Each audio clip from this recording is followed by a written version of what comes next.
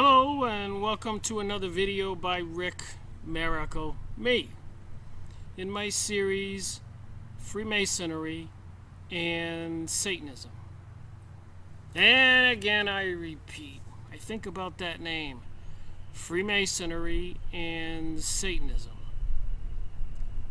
And then I talk about Jewish people, secret societies, aliens, psychic research, the Bible, and so much more. Plans for a new world order, FEMA camps, apparently an attack on humanity, dumping chemicals in the sky, and weaponizing radio waves, microwaves, laser beams, and so much more. It all seems to tie together. So I've been reading this book, Jews in Poland, a documentary history. So with the short history of the Jewish people, series 192 I just finished, I talked about the persecution and prosecution of the Jews in all over Western Europe, Spain, Italy, France, Britain, Germany, Austria, all over. Even in the USA there were problems. So why for about 300 or 400 years was it so tumultuous for the Jewish people in Western Europe? And when finally it all came to a head and they were exiled and banned or made to wear tags so you could tell who they were, banned from owning businesses and doing usury, loaning money, etc. And even the Vatican exiled them and banned them. Where did they go? From 1,000, 1,100, 1,200, 1,300, 1,400, almost 500 years. Where did they finally go? They went to Poland, that area. And I've been reading this book. This is series 193. Jews in Poland, a documented history by Iwo Pogonowski. The rise of Jews as a nation from Congressus Judaicus in Poland to the Kisnet in Israel today. So I buy my books used on used book sites, and you can see this one says withdrawn from a library. So a lot of times when you read a book like this, you have to read between the lines. Is it pro-Jewish history? Is it meant to expose Jewish history? Focus on something called the Jewish problem throughout Jewish history, which is basically the history of much of the world has had to deal with this situation. So what the heck is going on? That's what I keep asking myself. Why, for thousands of years, were the Jewish people having trouble wherever they went? And then, of course, I'm reminded of the Bible. I'm a Christian. And apparently it was the Jews, certain Jews, the Pharisees, the leading rabbis of the King Solomon's Temple Mount and the other temples, that rejected Jesus. One, because he was popular, and of course that made them unpopular. Two, he threatened their livelihood, their income, and so he had to be stopped. And they were waiting for a savior that would be a warrior king to help them destroy all of their enemies. And apparently all of their enemies is all of the world. So I was reading this book, and finally, I peruse it and I go to the back and the front. Here's one that says, is Polish anti-Semitism special?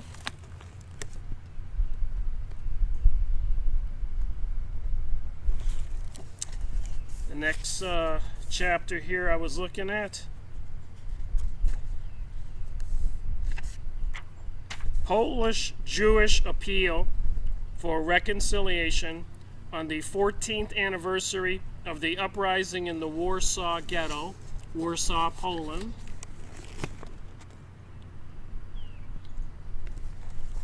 So you can see a highlight when I read. Polish bishop's pastoral letter on anti-Semitism.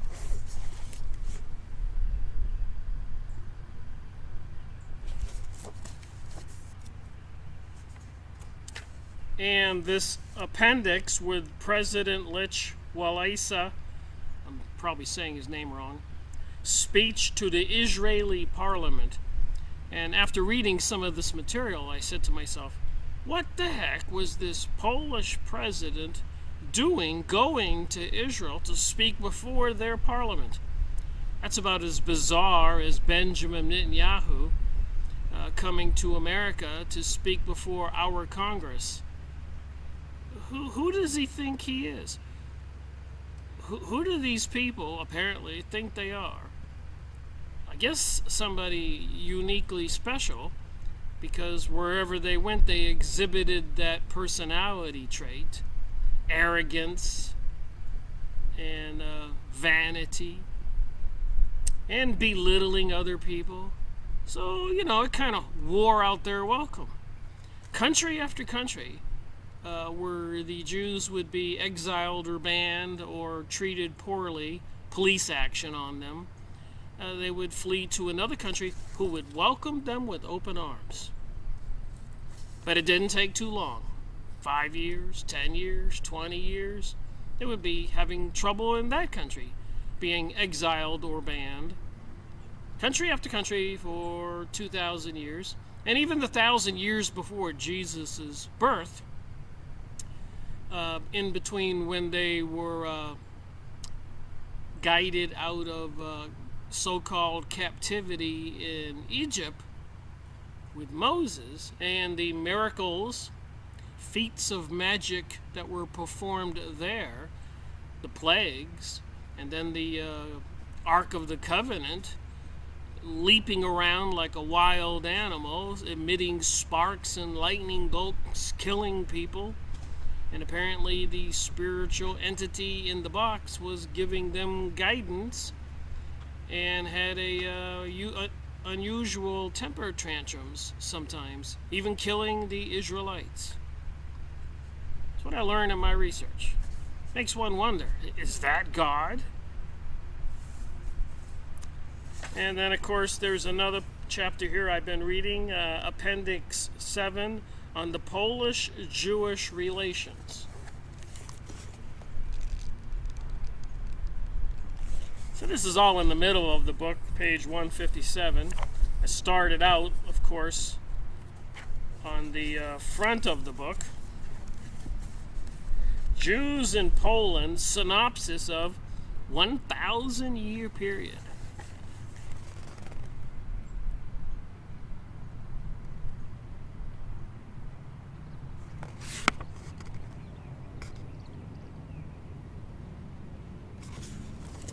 So anyways, what I'm going to read is this Polish-Jewish relations, a commentary by a Professor Ralph Slavoko, smarter guy than I, a professor, quoted and excerpted from the Journal of Psychiatry and Law, Winter, 1987. So it's not that ancient, and I would think that this Professor Ralph Slavoko, having some kind of meeting at a university with a lot of other elites to discuss the Polish-Jewish relations. Should be an interesting conversation. So as I read along, and then of course I throw in my 2 cents, but let me read what it says here from this 1987-1988 published by the Federal Legal Publication, Inc. It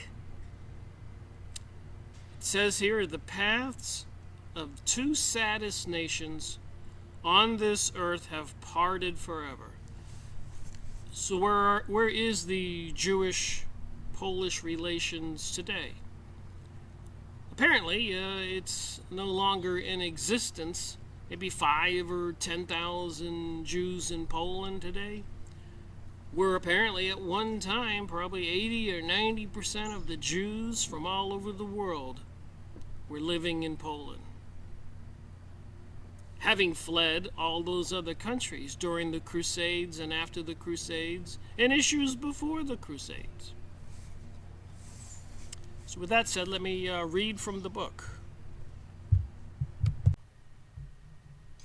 I like making videos outdoors, but as usual, as soon as I started to speak again, my next door neighbor cranked up a lawnmower. I think I need my own private estate where nobody can make any noise. But there is one caveat I would like to say before I start reading this material. Maybe several caveats. But number one, I've read a lot of books. I've made a lot of videos. This is series 193. Over 460 on YouTube, encompassing about 200 books and numerous videos on the chemtrails and lately on the radio frequency, microwave, laser beam, weaponized technologies, including mind control, TV mesmerism, and so much more, trying to change our world as we know it, destroy Christianity. So, is the Bible the truth? I believe the Bible is true.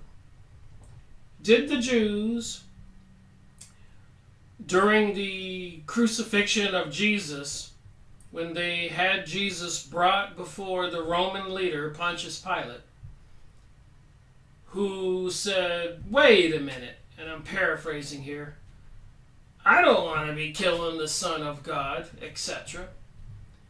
He didn't want to be responsible for killing somebody in that class of people, a prophet, a deity, whatever. But all the Jews, or certain Jews in the audience, exclaimed, let it be on our heads and our children's heads. So did they bring a curse down upon themselves? I am reminded on several times in my life when I would say something and a friend or a family member would say, are you sure you want to say that? You know, these things kind of stick and have meaning. So is the Bible the truth, which I believe it is? And then, of course, the Bible, in my opinion, is two Bibles. And it should only be one Bible. I believe that the New Testament is the testimony of Jesus Christ. The Old Testament is the period of time before Jesus Christ and does not apply to we people of the planet Earth. But some Jews would say the New Testament is for you Gentile, non-Jews, and the Old Testament still applies to us. So whether it's 50-50, I don't know the percentage, but certain Jews reject Jesus Christ absolutely. And another percentage, maybe 50% plus or minus, more or less, I don't know, but they believe in Jesus Christ and have tried to warn the world. Benjamin Friedman, for example, a prominent New York citizen, Jewish, go plug him into the computer and listen to his video. And so many others. Even President John Kennedy in his famous speech, secret societies are repugnant to the American way of life, and I intend to expose it. And then he's killed at a Masonic plaza, Delaney Plaza. And I also have shown in my book reviews the first book I ever did on the Freemasonic version of the Holy Bible, with all the references to King Solomon's temple and the Ark of the Covenant in it, clearly identifying itself with the Old Testament and the aspirations of the Jewish people to rebuild King Solomon's temple the third time, and according to the protocols of Zion and the book The Jewish Utopia, as reviewed by Robert Williams, a retired intelligence officer, series number 67 in my series. The Jews aspire to taking control of the world and are waiting for that Savior, not Jesus, who will be a warrior ruler and help them conquer the world. Like they did the land of Canaan after they left Egypt. This entity up in the mountain Sinai talking to Moses, or this entity in the Ark of the Covenant, told them they had to go to the land of Canaan, which was the Middle East as we know it today. All those countries that were attacked and destroyed after 9/11 and before. Part of World War I and World War II had everything to do with this. And so if it all had everything to do with this, hundreds of years, and all this conversation I'm about to have from this book, all this pent-up anger and seeking vengeance, if they do get their New Age, New World Order, and Global Order, oh my, if past experience is any indicator of the future, the vengeance will be hell on earth, like it was in Germany, Russia, Ukraine, Iraq, Afghanistan, Egypt, Syria right now, and so much more. But let me let this 4-week session by a rector-president of the University of Krakow, I believe that's in Poland, Krakow, Professor Dr. Joseph Growinski headed a 4-week session on Polish-Jewish relations in Krakow in 1987. So not that long ago. And also I might want to throw in my caveat there, little sidebar. You know, who are these so-called aliens with crashed UFOs, gray aliens, and reptilian beings? How do they apply to this conversation I'm about to have? Did they not exist back then? And according to the books I've gone over, they were there. There were signs. There are even old paintings with saucers in the background. And what about the channeled material by all these channelers channeling entities from the behind the veil, another dimension?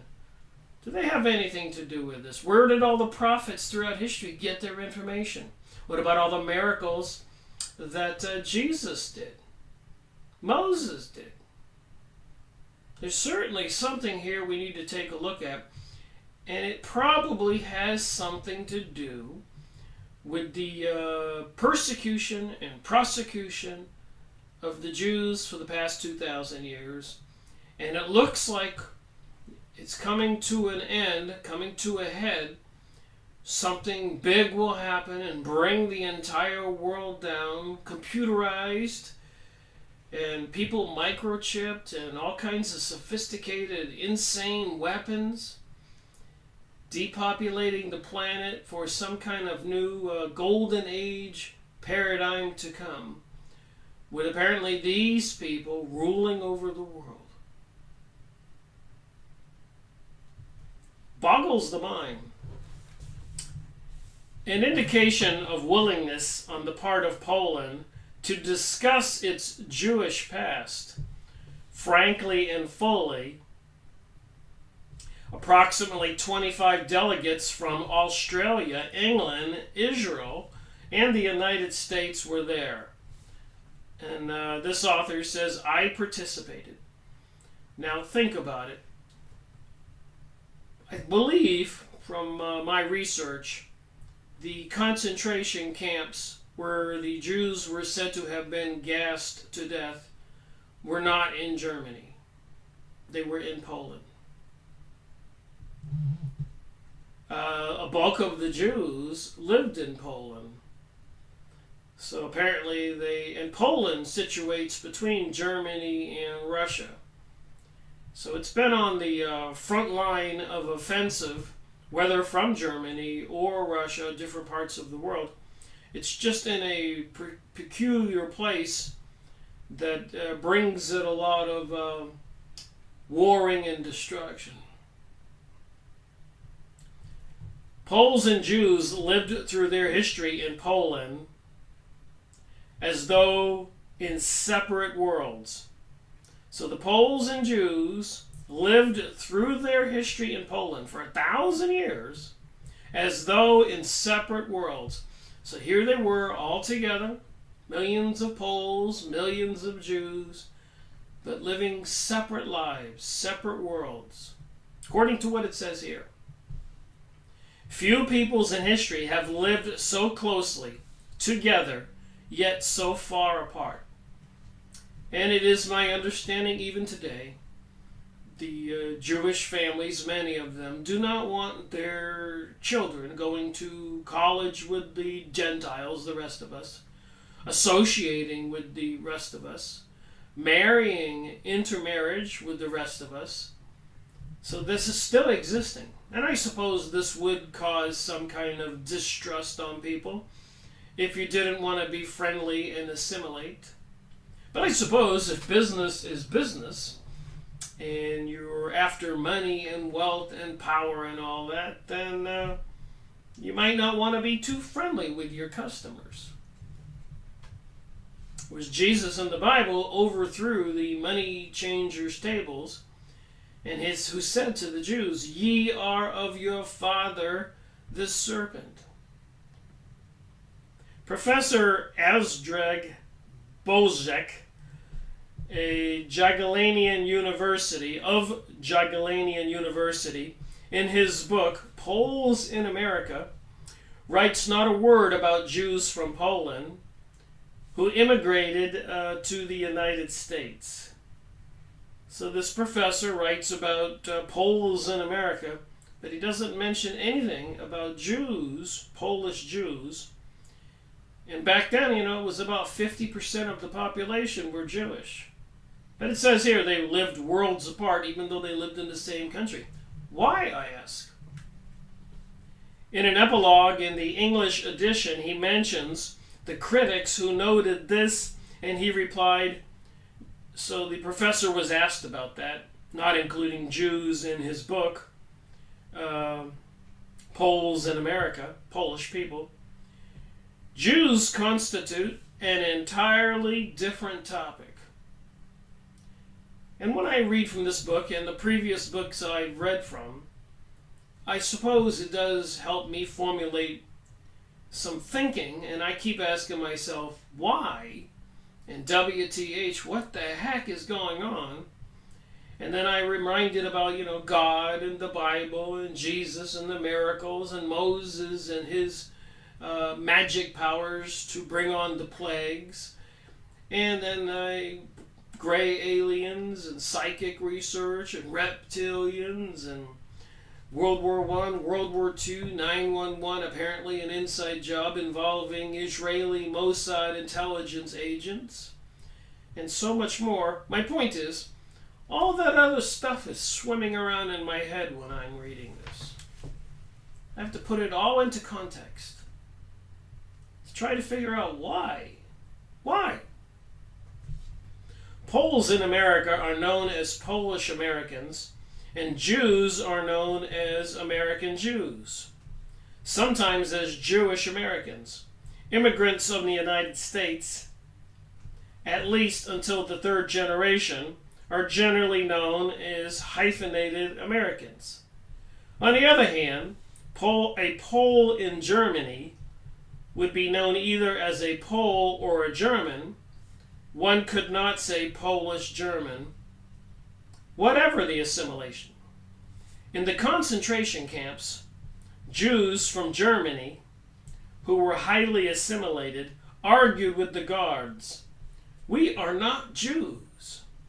We're Germans." And they said, "We want to fight for the fatherland." In Poland, on the other hand, there was little question. Jews were Jews. With some exception, Jews neither considered themselves nor were they regarded by others as Polish or Polish Jews. So it said here, with some exception. Jews neither considered themselves nor were they regarded by others as Polish or Polish Jews. As is well known, Jews in Poland were allowed to have their own laws and institutions. So they had their own laws and institutions, so they really were separate. So I guess if you got arrested and you were Polish, you would go to one court system, and if you got arrested and you were Jewish, you'd go to a different court system. They were a nation unto themselves, and they maintained their nationhood in Poland. From the time of their arrival through the centuries, hundreds of years, they sought to protect their way of life. They sought to protect their way of life. These are the people, not all of them, who were accused of desiring to have Jesus Christ crucified and had him brought before Pontius Pilate. And Pontius Pilate said, "I don't want this on my head," as I said earlier. And the Jews said, "Let it be on our heads and our children's heads." And I believe in the spiritual world. Who did they kill? Son of God? That's what I believe. That's no small thing. They were not merely a separate religion, but a tightly knit community, leading life largely separate from the Poles. They had their own customs, cultures, dress, schools, courts, community government, and language. In the 1930 census, almost 80% declared Yiddish as their mother tongue. Now remember, these are the Jews who were, after World War I, were sent to training camps to immigrate to the United States. The Yiddish Jews that Henry Ford talks about in his book, The International Jew, the World's Foremost Problem. And I made a video series on those books. 71 and 95, numerous 2-hour videos. Please go watch them. Because apparently the Yiddish Jews in New York City and in Chicago and the rest of the eastern United States, wherever, had a very arrogant attitude and had a lot of support behind them and were buying up businesses and apparently even doing underhanded activity to acquire other people's businesses, including the liquor industry and more, so much more. I've got to make more videos on Henry Ford's books. Menachem Begin's father refused to learn Polish. So apparently the leader, Menachem Begin of Israel, his father would not learn Polish when he lived in Poland. In a word, the vast minority of Jews were unintegrated socially and culturally in the fabric of the largest society. They shared little or no national sentiment or common allegiance with the Poles. And I do know this globalism, the pursuit of a global world order, they're trying to destroy national sentiment. And they want to dilute any kind of patriotic feelings or cultural feelings in the United States and the world, excluding, of course, Israel itself, where they promote nationalism and don't allow anybody else of any other culture to immigrate to Israel or marry into families. So what they want for themselves is not what they want for the rest of us. Apparently the rest of us are what they call, and not all Jews call us this, but goy or goyim cattle. They and the Poles were almost strangers. They avoided association with the vast majority of the population. The Polish peasantry not wanting to live like or with them, so they did not want to associate themselves with the Polish peasantry. The phenomenon is surely not unique. Birds of a feather flock together. So it does have something to do with the culture of different groups of people, whether they're Irish, Italian, African. Birds of a feather like to flock together, a normal psychiatric behavior. That people group with those similar to themselves is one of the most well-established, replicable findings in the psychological and biology of human behavior. So there you have it. It's normal to associate with people like yourself. But in America, we do have a what I would call a well-integrated melting pot. Almost everything is tolerated, including some far out there groups of people with the gay pride parades, etc. Even the communists were tolerated to a point for a while. Even in America today, after 9/11, this is 2018, whoever hears of mass attacks on Arabs or Islamic Muslims, you don't. People of whatever race or religion have always tried to insulate and remove themselves from what is perceived as different behavior, whatever its origin. Professor Andrzej Kapozowski of the Jagiellonian University, and I'm saying these names wrong, I apologize to those of you who are knowledgeable and can point that out, said at the conference, Jews fostered their own nationalism without concern for Poland. So the Jews were fostering their own nationalism without any concern for Poland, and that of course means the Poles, the citizens.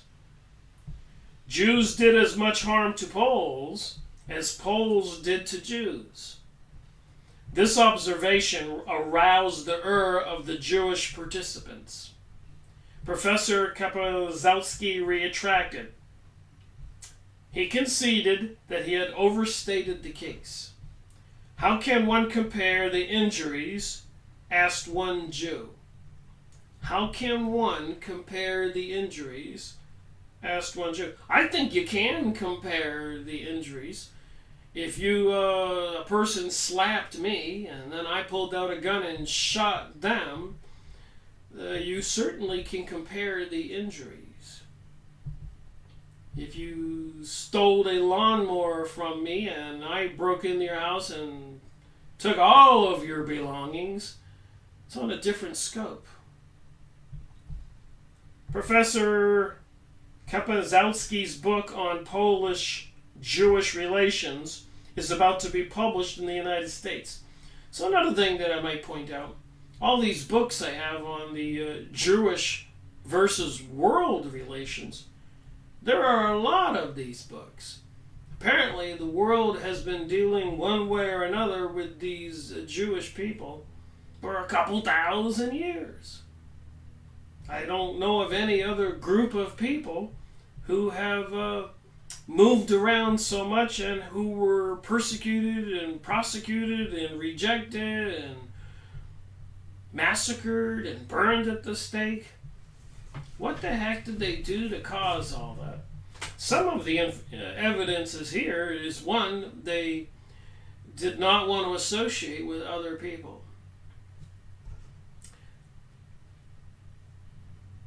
Life can be understood backwards, says here in this book, but it must be lived forward. Kierkegaard. All right, column 2 on this page, 157. from this book, Jews in Poland, a documentary history. I'm just trying to find out the history and religion of the Jewish people. Maybe it will help me understand why they were persecuted and prosecuted for a couple thousand years. I mean, there are studies done on the American Indians, the Mayans, the Aborigines, the Shamans, the Chinese, Russians, Irish, English, Germans. So why can't you investigate what and who are the Jewish people? The Jews did not consider Poland as their country. It was their land, but not their state. Poles to this day say, our country was destroyed, but the Jews separated themselves. The vast majority of Jews, they note, never displayed any Polandist passion. Not for the language of Poland, its culture, its history, or its politics. As recent as the 1930s, about only 10% of the Jewish population was assimilated. And I remember when I first began my research in 2005, one of the first things that I discovered was that from 1946 or 1947 till about 1970, it was a report that was put out there that Israel had obtained $90 billion in aid from the USA, while the rest of the whole world did not get $90 billion during that same time period. And a lot of people know the most powerful political action committee PACs in the United States are the Jewish PACs. And even Prime Minister Sharon of Israel said in a heated argument in his Congress, don't worry about America, we control America, and the Americans know it. And also, apparently, with the Freemasons and other secret societies, apparently into some similar religion or under the control of the Illuminati, are in association with certain Jewish people. And many of our politicians are coming from the secret mystery school organizations, whether it's the Skull and Bones like George Bush, or Freemasonic, or Council of Foreign Relations, etc. And generally speaking, it seems like they're even family names once they get into powerful positions in government and in the world.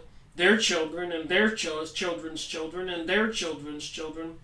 If you look back through history, the names of the senators and presidents and stuff like that, like George Bush Sr. and George Bush Jr.,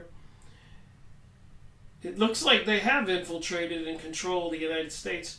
And so if everything is the way that it is in this book, they really don't care about America.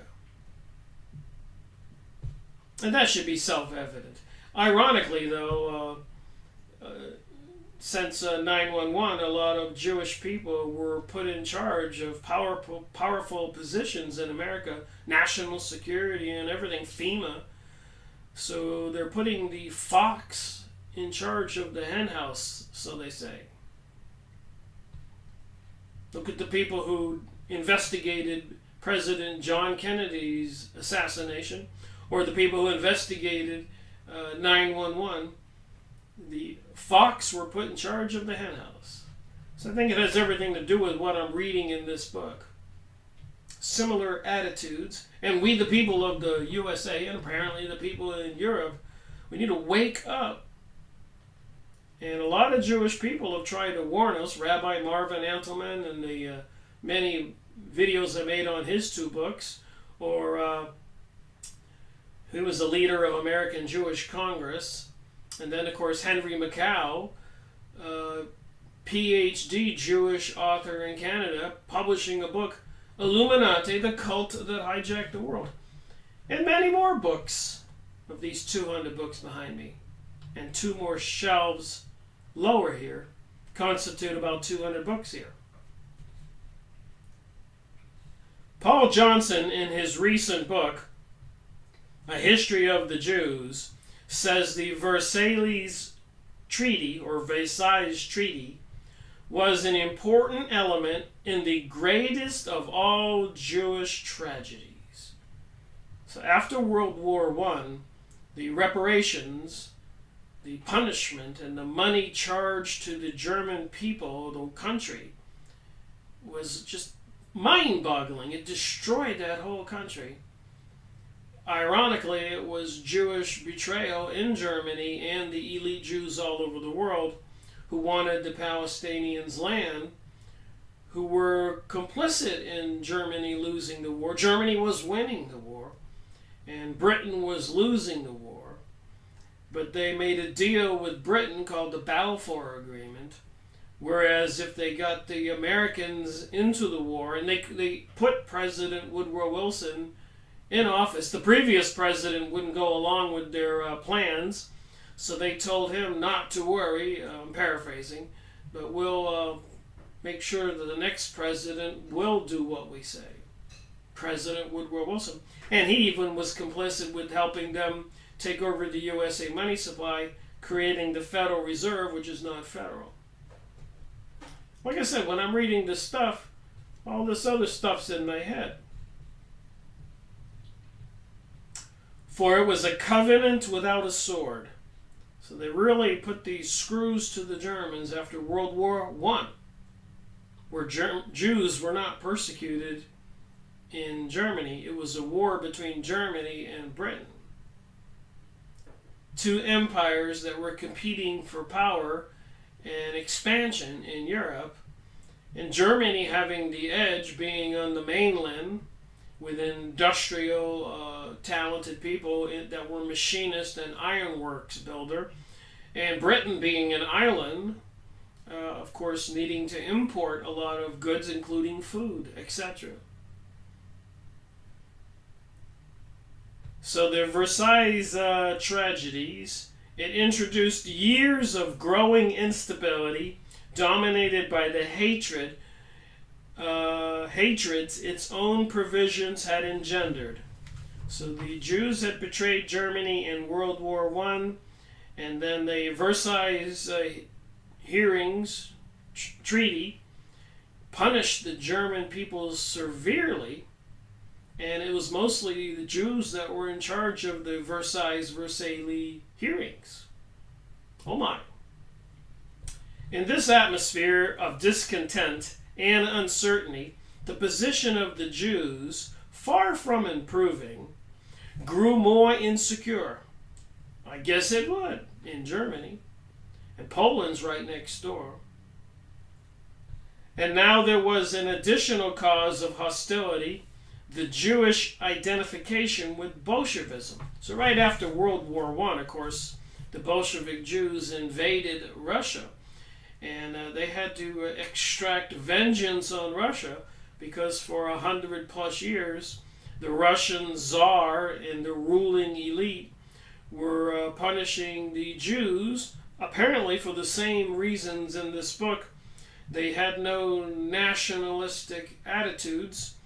They were a nation unto themselves and kept to themselves, and probably were causing some political and social issues. Just like any place else in the world, when there's problems, usually they pull in the police powers. Just like when they had the drug wars, because drugs were epidemic, and they probably still are. Or if you have a lot of riots and theft, you bring in a lot more police and protection and laws. So as the problems arise, you have to increase the police action, which I believe is some of the things, the activity that's going on today.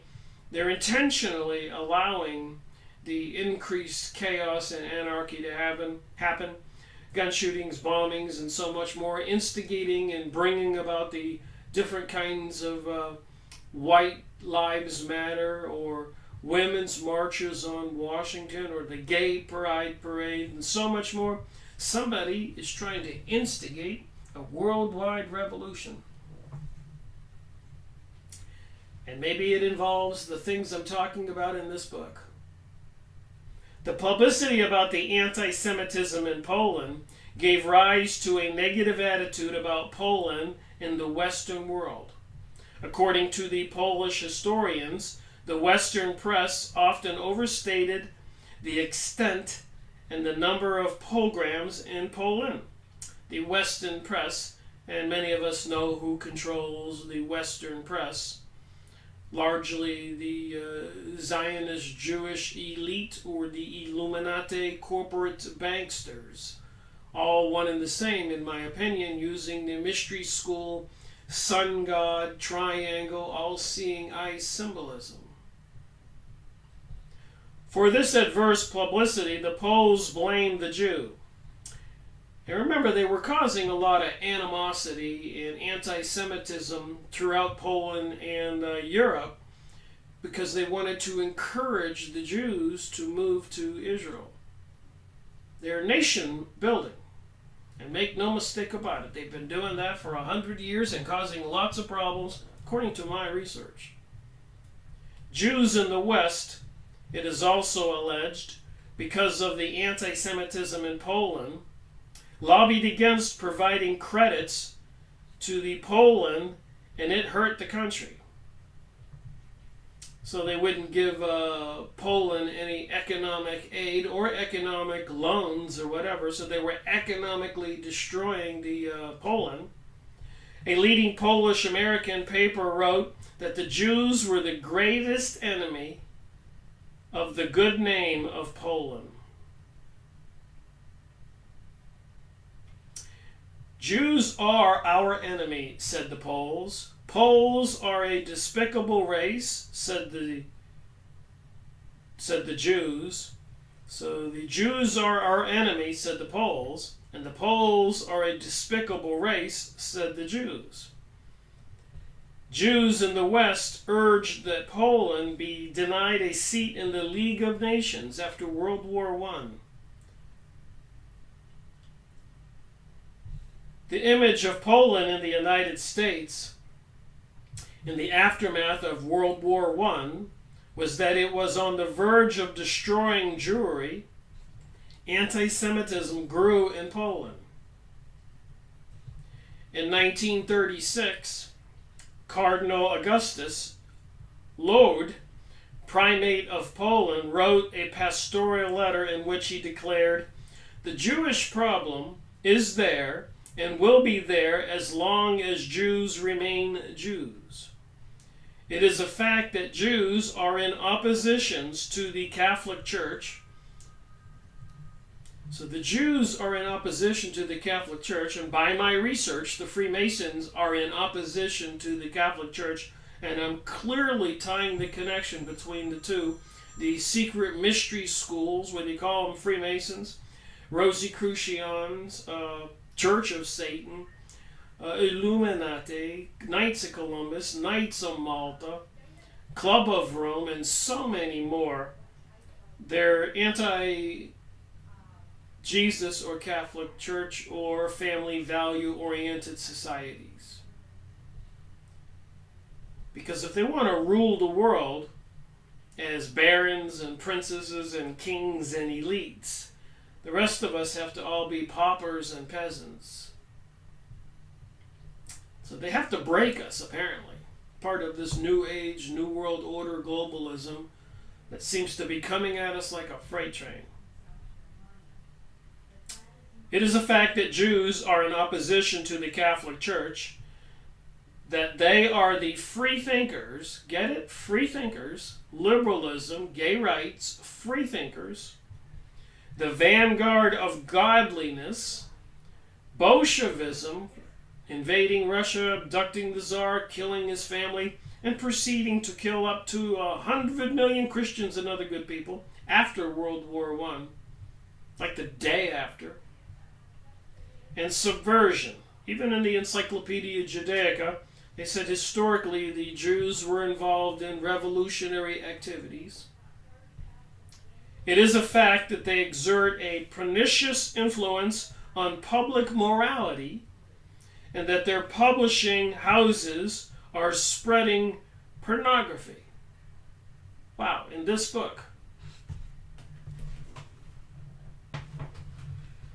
You know, considering where we are today in the world, with the 5G network coming online, Jade Helm 15, where they were having all kinds of military exercises across the United States using and testing software programs. So apparently the software programmers will be making the decisions on who gets arrested or who gets assassinated. Things that we watch, books we buy, people we know and talk to, videos we watch. It's supposed to be one crazy World War III or world revolution to bring about this global order. And it has biblical connections. Some of the stuff is prophesized. People are trying to bring it about. And then you read about here, their publishing houses are spreading pornography. We all know what's going on in the world. Weirdness is increasing. It is true that Jews are swindlers, according to this book, page 157, usurers, and that they are engaged in fostering immoral earnings.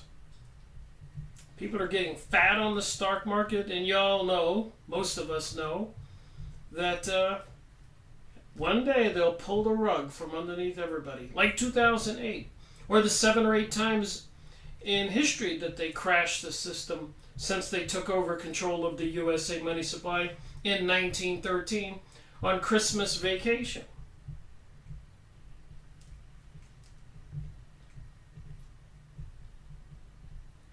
It is true that the effort of the Jewish youth upon the Catholic is, in the religious and ethical sense, negative. According to this book here, where these people are having a meeting at a university of Krakow, a 4-week session of Polish-Jewish relations, some professors and other elites. Should we listen to them? It is true that the effect of the Jewish youth upon the Catholic is, in the religious and ethical sense, negative. And I know they bring us TV programs like Seinfeld or 2.5 Men, where Charlie or Jerry sleeps with a different girl every other show. Curb Your Enthusiasm, where Larry David is urinating and splashing some urine on a picture of Jesus and other insane stuff. But, he urged, we must not be unjust. This does not apply to all Jews. There are very many Jews who are believers, honest, righteous, merciful, and doing good works. And a lot of the books that I've gone over behind me here were written by Jewish people. They're trying to warn us. Rabbi Marvin Amtelman, PhD Canadian writer Henry Mackau, Henry Ford the automaker, Nestor Webster, and so many more in my series. Please go watch my videos. Or other people's. The family life of many Jews is healthy and edifying. And there are among Jews people morally quite outstanding, noble, and honorable people. But even in the Jewish community, there apparently is a huge divide. Let's just say it's 50-50. And the Orthodox or God-fearing Jews, or just Jews who are not religious at all, like a lot of so-called Christians, versus people into the Church of Satan and pornographic material, the Kabbalah, witchcraft, Freemasonic, and other secret societies where they swear an oath under threat of death not to divulge the secrets, and they think the rest of us are profane. Even members of the Freemasonic lodges can't even tell their families, their children, their wives, the goings-on in the lodges. And even those outsiders are called profane. So the connection between the Freemasons and the Reformed, or 50% of the plus or minus of the Jewish people, into the Kabbalah, Illuminati, and desiring a Jewish utopia, they seem to be one and the same. They've infiltrated most of our world, as many people are aware, even as Prime Minister Sharon said in a heated argument in his Congress, "Don't worry about America, we control America," and the Americans know it. Prime Minister Benjamin Netanyahu, I gotta say his name right here. Look up what he said in Think Spar. He said that we're going to regret not wanting to be their slaves. So when they had this burning bush on top of the mountain, when Moses went up there, when they had escaped from Egypt, and then the Ark of the Covenant, where this spiritual entity apparently appeared, telling them that they had to go into the land of Canaan in the Middle East and murder everybody there, kill all the people, because God was giving them that land. So when they're looking for this Savior to come next, will it be a similar kind of warrior, demonic being wanting to kill all the rest of us?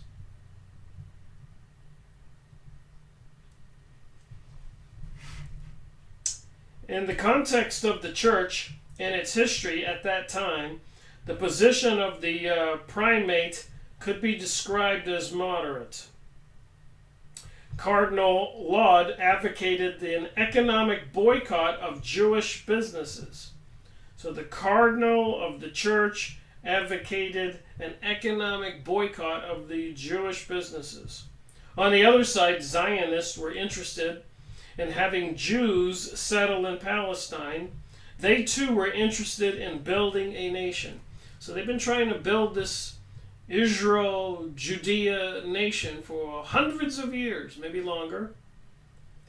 They played upon news about anti-Semitism. So it says in this book by professors and some elites, Professor Ralph Slavenko, they played up news about anti-Semitism.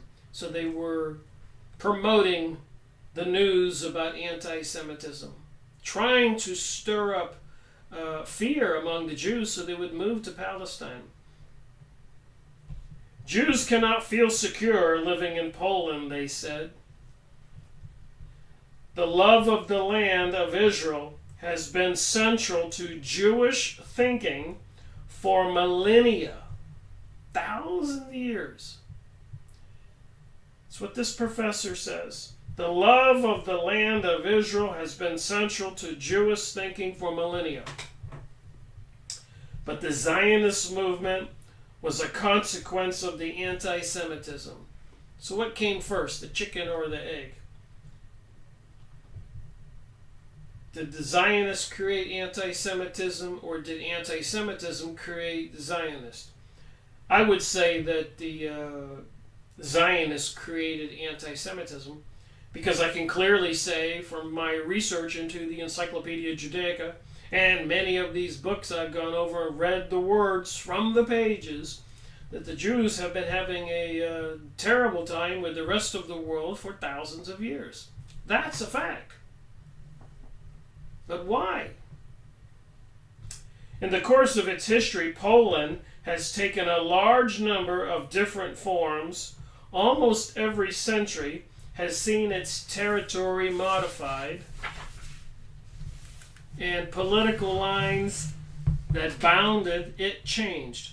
So they're bordering Austria or Germany and Russia, and the different peoples that live there want to be part of Russia or be part of German, or the Poles are on this side. So the boundary lines were forever changing.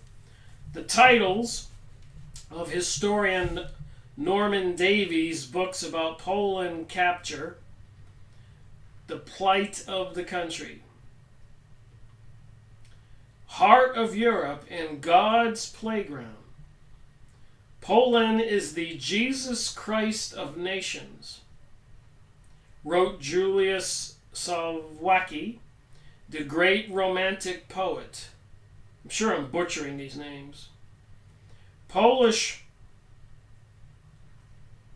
Messianism showed no hesitation in identifying the country as a Christ of nations. Out of their history, the Poles have distilled a fervent, romantic nationalism. University students in Poland regard Marshal Piłsudski as a sort of cult figure. In 1980, during the time of the Solidarność, there appeared another stirring nationalistic song, Zerbi Polska, Bela Polska, Let Poland be Poland, written by Jan Pezarak. On July 12th and 13th, 1987, the main item on nightly television newscast was the 577th anniversary of the victory of the Polish army over the Teutonic Knights.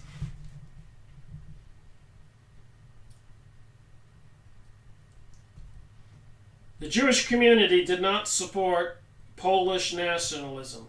The Jewish community did not support Polish nationalism. They sought a homeland in Palestine or autonomy in those areas of Eastern Europe where they were heavily concentrated. So they either wanted to create a homeland in Palestine or be totally left alone wherever they were concentrated, have their own laws, their own courts, their own schools, everything. And a substantial number of Jews were revolutionary. It says it in this book here by a professor. A substantial number of Jews were revolutionary.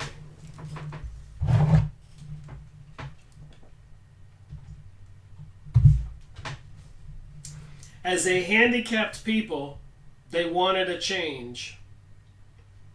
Miriam Adler, an elderly Jew living in Poland, recalls, communism was a beautiful, noble idea. In 1931, Poland's Communist Party had only 10,000 members, but 3/4 of them were Jews. So in Poland, 3/4 of the Communist Party were Jews, and this one elderly Jew living in Poland recalls communism, it was a beautiful, noble idea. People are probably buying that right now in socialism and gay rights and transgenderism and all this. They have no idea what's looming in our future if these people gain control over the world. Vengeance will be had by them. I guess the only protection we have is in God and belief in Jesus. Because they're apparently, according to a lot of talk out there on YouTube videos and websites and even in the daily news, the looming doomsday of some sort is coming.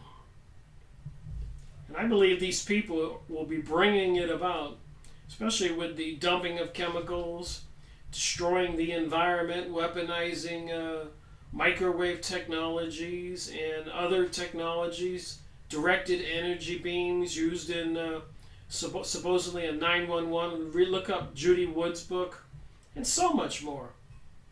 My book, I made the video, Webster Tarpley, 911 Synthetic Terra, series number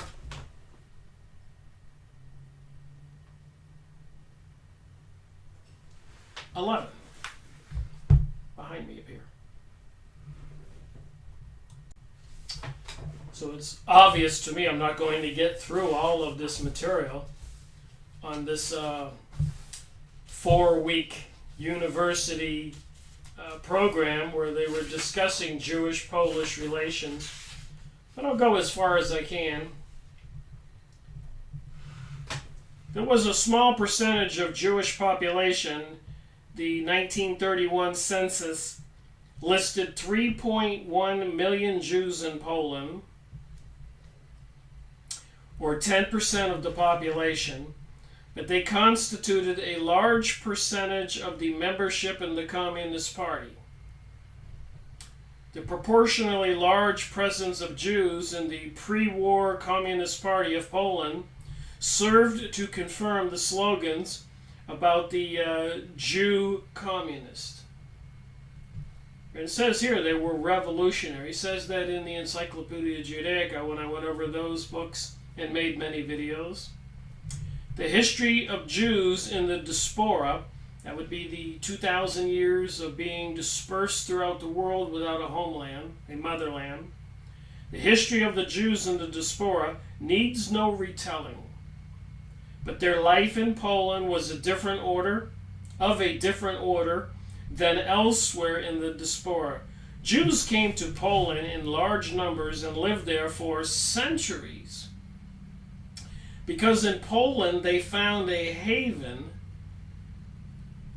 and I'm reminded before World War I, when the Jews were fleeing Russia, they found a haven in Germany. But during World War I, apparently all these elite Jews came up with the idea of turning the tide of the war so that Britain would win if Britain would agree to help them obtain the Palestinians' land to create their homeland, the country of Israel today. And then recently with President Donald Trump announcing that the United States recognizes Jerusalem as the capital was the icing on the cake. These people believe they have won, that they control the world, just like Prime Minister Sharon of Israel said. And right after he said that, he went into a coma. They didn't want him to have to answer for that.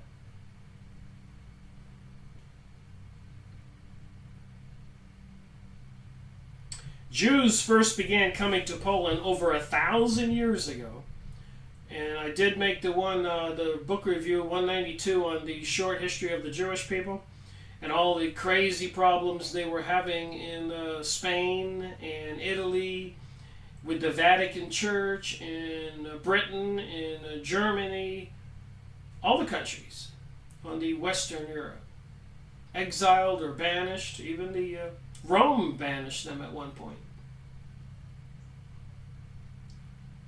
So they had been there for 1,000 years. They were fleeing all the problems they had over there in Europe, Western Europe, and when they were going to Eastern Europe, with a great influx beginning in the 14th century, 1300s, when the many-sided pressures on the part of the Christian European states caused a migration to the east.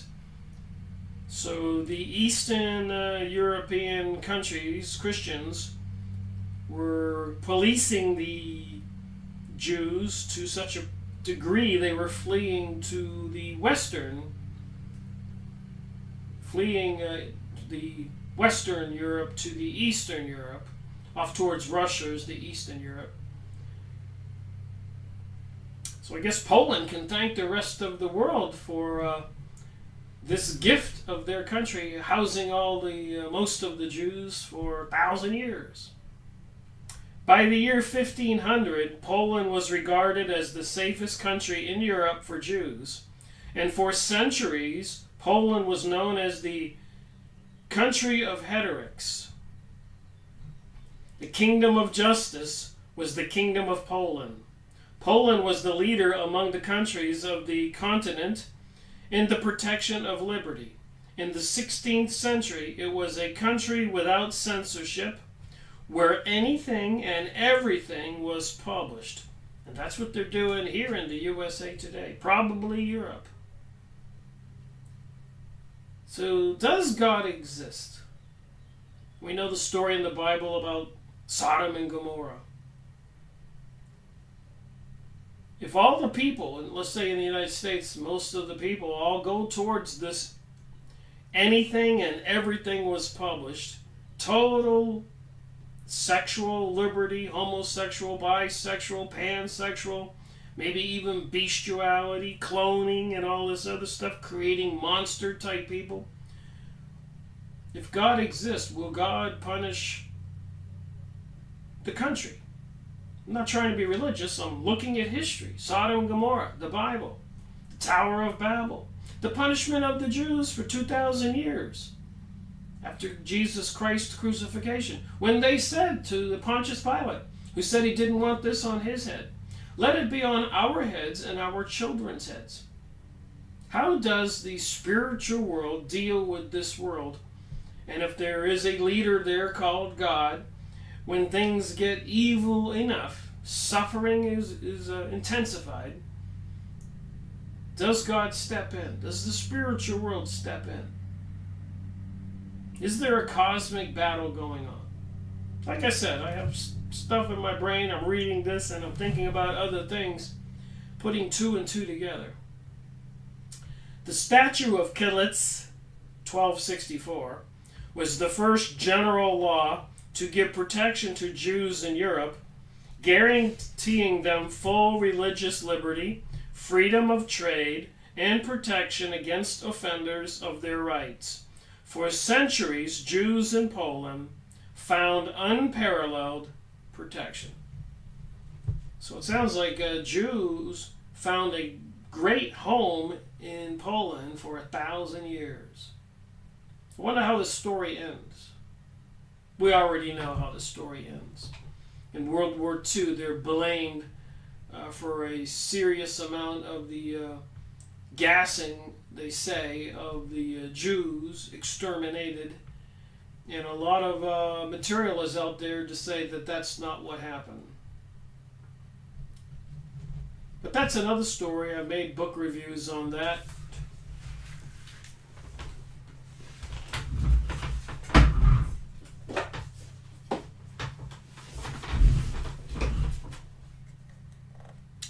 Series number 90, The Holocaust Dogma of Judaism.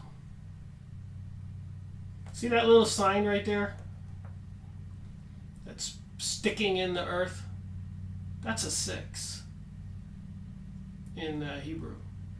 You know that monster drink you can go buy? There's 3 of those on that monster drink. That means 666. The symbols are everywhere. So the Holocaust apparently was created to create this new religion. And even Tex Mars' book, Series 91, The Holy Serpent of the Jews, Tex Mars. The rabbi's secret plan for Satan to crush their enemies and vault the Jews into global domination.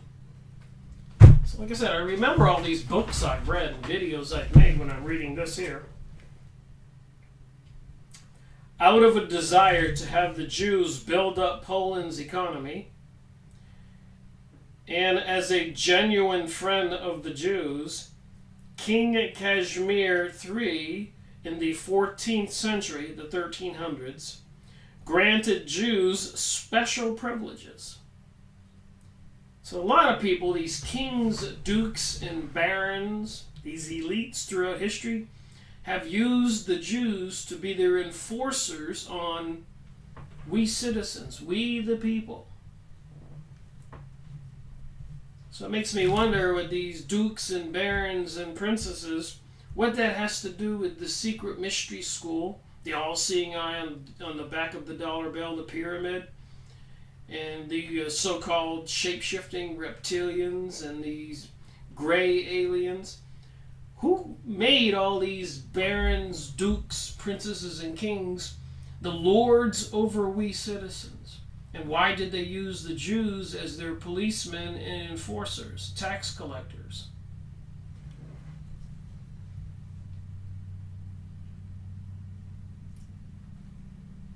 Kashmir is known as Kashmir the Great, but the feudalist lambasted and nicknamed him King of the Serfs and the Jews. He was animated by a determination to transform Poland into a great Western power, and as the story goes, he had a Jewish girlfriend, Esther. He exempted the Jews from any dominion by church or guilds. So nobody could dominate the Jews, not the church or the guilds, the secret societies. As king's servants, Jews were placed under the special protection of the crown. Holding this honorary title, they were under the direct jurisdiction of the king and were exempt from any other jurisdiction and most taxation or custom duties. The kings and the nobles valued their skills as merchants and artisans. Poland soon had the largest population of Jews in the world, not since the dispersion of the Jews from the Holy Land 2,000 years ago, 70 AD thereabouts, had there been such an ingathering of world Jewry. By 1800, 3/4 of all the Jews lived in Poland. Remember, these were the Yiddish Jews, the ones that after World War I were put in special barracks training schools and shipped to New York City. That's the Yiddish Jews Henry Ford talked about, who used to sit in the theaters and mock all we people, and came to this country and acted like they owned it, and were very malicious and aggressive towards taking over American businesses, publishing houses, growing the pornographic industry, creating Hollywood or taking it over. They even have a book called Hollywood, an Empire of Their Own. So you start to get a picture here of the Jews that have turned away from God and into reformed Jewry, into some kind of liberated do anything that you want to do, like Aleister Crowley, the evilest man, would promote. You can do the law of one is do as thou wilt, and the second law is to refer to the number one law, do as thou wilt. Series number 23, go watch my video. In 1939, the Jewish population in Poland numbered 3.5 million. More than 30% of the population of Warsaw, some 500,000 people, was Jewish, and the proportion was similar to other Polish cities. Kazimierz, a quarter of Krakow, was a thriving center in Eastern European Jewry. Unlike Warsaw, where the Germans razed the entire city, the war left Krakow relatively unscathed, so the old Jewish quarter remains. In rebuilt Warsaw, one of the main streets is still called Jerusalem. So we can see that there's been this historical burning desire on the Jewish people since they were evicted from Jerusalem in 70 AD by the Romans to return to the Middle East and regain their empire. But today, with the technologies and the control they have in the banking system, it should be much more interesting, you think? Hell on earth. Read the Protocols of Zion, the Jewish Utopia, The Ultimate World Order by Robert Williams. Series 67 of my, I think I made 3 2-hour videos. The Jews lived in Poland for centuries in relative peace and stability. But remember, at the beginning of this, they did not associate with the Poles in Poland. In cases of attacks on Jews, the king held the city authorities responsible and demanded that the transgressors be caught. Jews disinherited and persecuted elsewhere, so they had a heck of a time all over Western Europe, Spain, Italy, Britain, Germany, etc. And so they were disinherited and persecuted elsewhere, thus found rather secure asylum in Poland, and long possessed an autonomy that was close to sovereignty, with its own parliament, legal system, religious and civil administration. So they had a government within a government. Poland was the center of Jewish religious and cultural life in the world. It was the home of the most powerful currents of Jewish religion, Hasidism. It was the home of the Jewish giants in literature and philosophy. It was where the Yiddish language was formed. At the turn of the 20th century, 1900, Jews, 10% of the population, constituted 30% of the university students,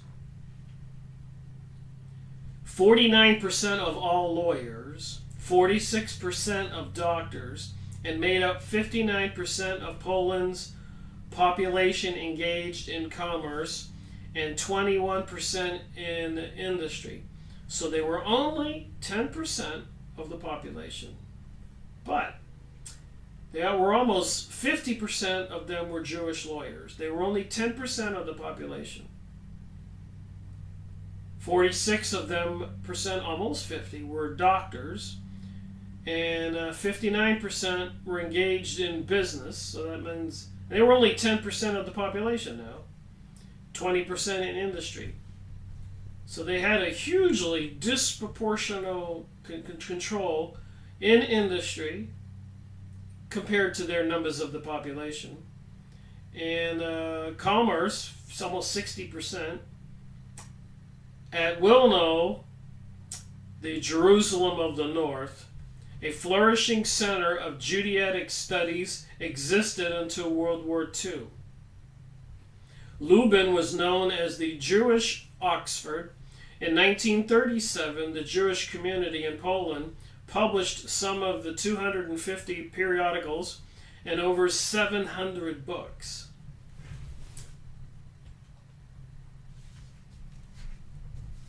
So I think I'll play a short video here to tell you what the leader of the Jewish people thinks today.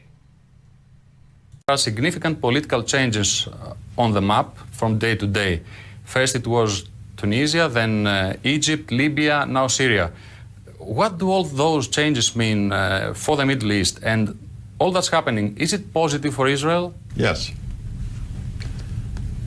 I mean, there may be a transitional period that will create some difficulties, but in the long run, yes, look. It's not that those countries are changing. All countries are changing because the world has changed. And nobody has a choice, either to go with the modern age or to lag behind and really become poor and irrelevant. What's happening is, governments are no longer controlling their own economy.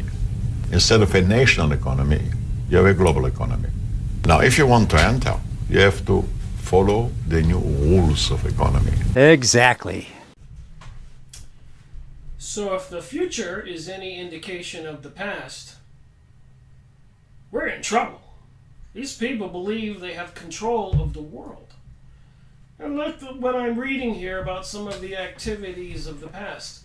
They do not associate us as being equals. In the 1930s, when economic depression swept the world, so somebody was causing an economic depression around the world. There was a marked rise in anti-Semitism, which manifested itself in the efforts to enforce segregation in universities, economic boycotts to reduce Jewish predominance in commerce, violence, and destruction of property. So my question is, the 1930s, apparently the Illuminati Jewish elite took over the control of the USA money supply in 1913. That's 17 years earlier.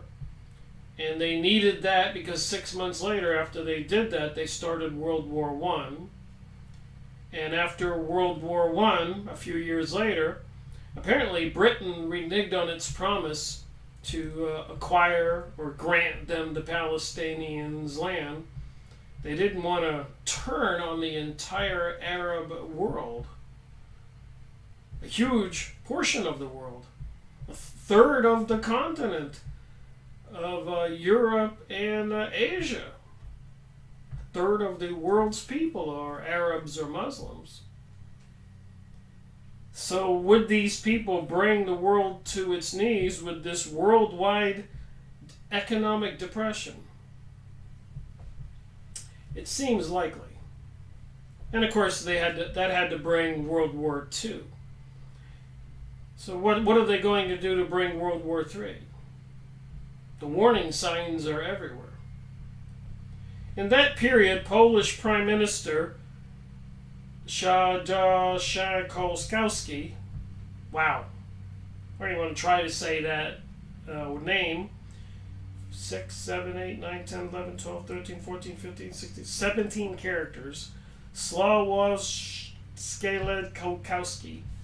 stated in public, referring to Jews, economic boycott, yes, but physical harm, no.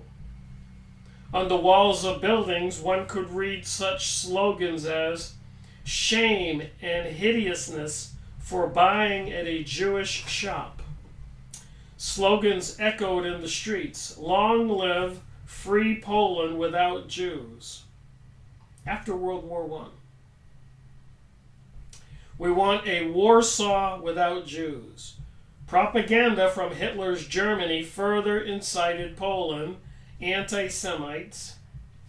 Signs reading Jews to Palestine and Jews to Madagascar appeared. So somebody was stirring up the Jewish world, creating agitation. They wanted them to go to Palestine. And again, I wonder the behind the scenes, the secret societies, fallen angels, reptilian beings, the barons, the dukes, the kings and the queens, and the castles and the wealth. What's the plan here? You can't forget all those components of the conversation. Why were they doing this? It's taken that much work and energy to bring about the world we live in today. 100 years ago, 110, 20 years ago, we didn't have TVs and the cars we have and computers and all that stuff. It came out of nowhere. And even Nikola Tesla said, I'm not the genius you think I am. I'm having visions and I'm hearing things. There are entities telling me this stuff. So what is really going on? This advancement in technology is bringing us today to artificial intelligence, controlling a lot of aspects of our world and controlling more every day. Somebody's trying to bring something about, so it seems.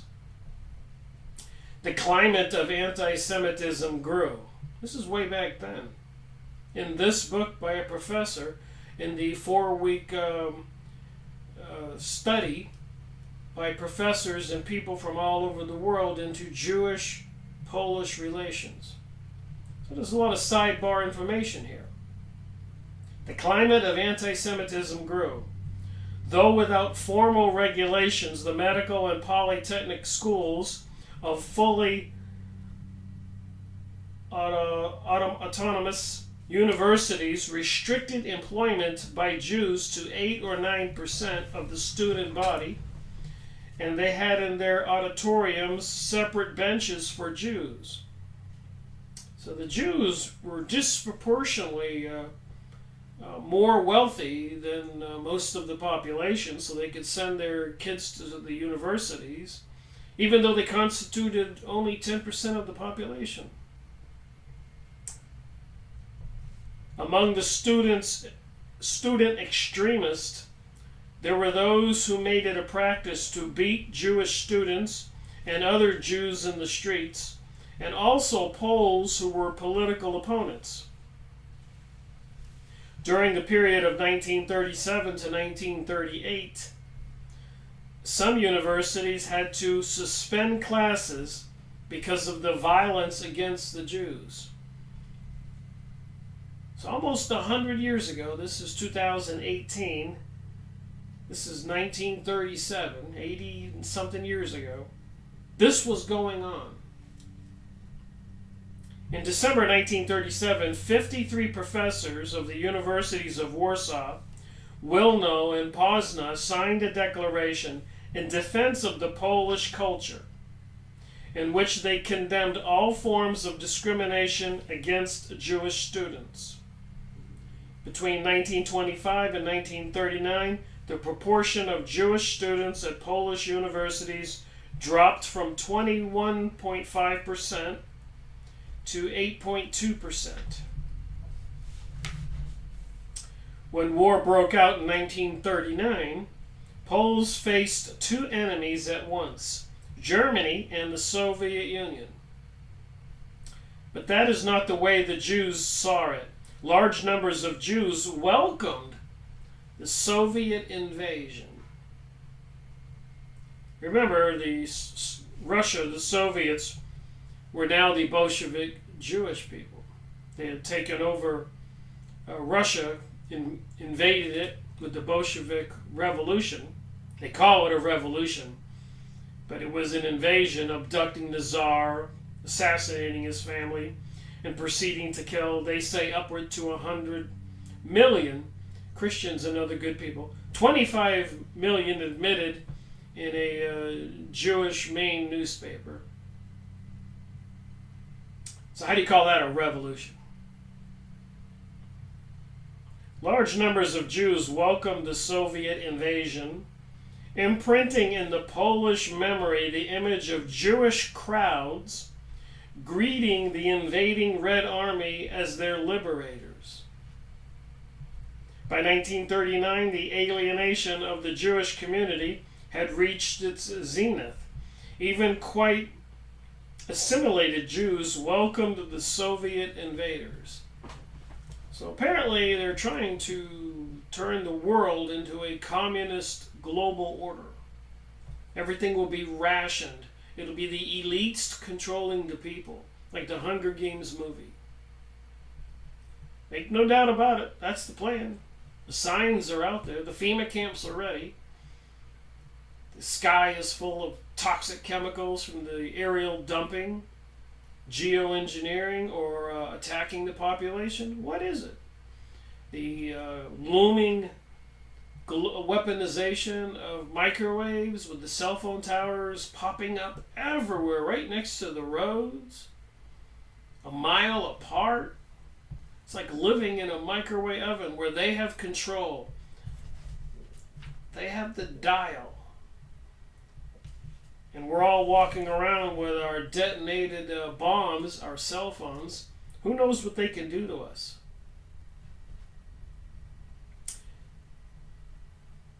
Stunned and persecuted, the Jews reacted as a wounded people might be expected to react. In any case, it only deepened the hostility of the Poles, confirming their suspicions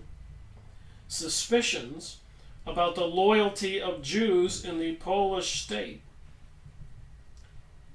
So I can't even figure out why George Bush Jr. and the people afterwards, presidents of the United States, are putting all these Jews in charge of the Federal Reserve, our money supply, and national security, and the FEMA authority and everything. And even sending our police chiefs and sheriffs to Israel for training so they know how to deal with we the people, should there be an uprising. I've gone over that in previous videos. Look it up.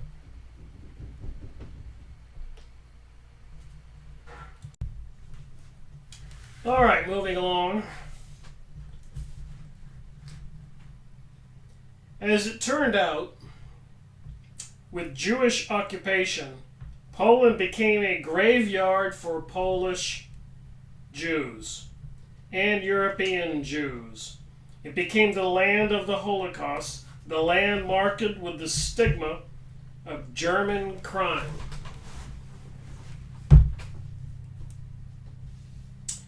As Małgorzata Niebawicka-Łaska, I'm saying this wrong, obviously, a young Pole put it, though the crime was planned and carried out by the Germans, its shadow fell upon Poland, and the people who were its witnesses, and what was worse, who did not always sympathize. Let me try to read that again. Though the crime was planned and carried out by the Germans, its shadow fell upon Poland, and the people who were its witnesses, and what is worse, who did not always sympathize. So the Polish people seem to, according to this person, not sympathize with the Jewish plight in Poland by the Germans. In the last days of the Polish state, in 1939, Polish anti-Semitism flared up in prisoner of war camps. The rightist militia group, the National Armed Forces, refused to admit Jews into its ranks. Survivors of the ruins of the Warsaw Ghetto were afraid to seek their assistance or protection lest they be killed by them. In other German-occupied countries, the resistance, as a rule, was anti-Semitic. Yet in all the countries of the world, it was Poland that first and until the latter part of the 19th century represented, as the Jews themselves defined it, a paradise for the Jews. So the Jews had been there for almost 1,000 years, and it was a paradise for the Jews.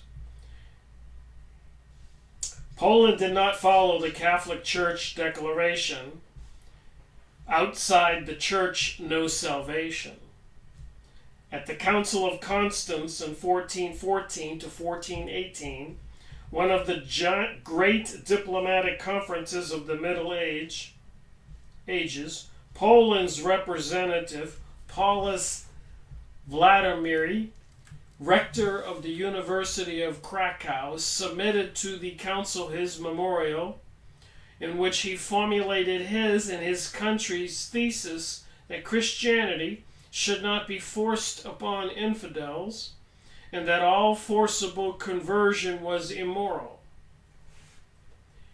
In contrast to other countries in Europe where religious differences led to bloody civil wars, religious tolerance reigned in Poland.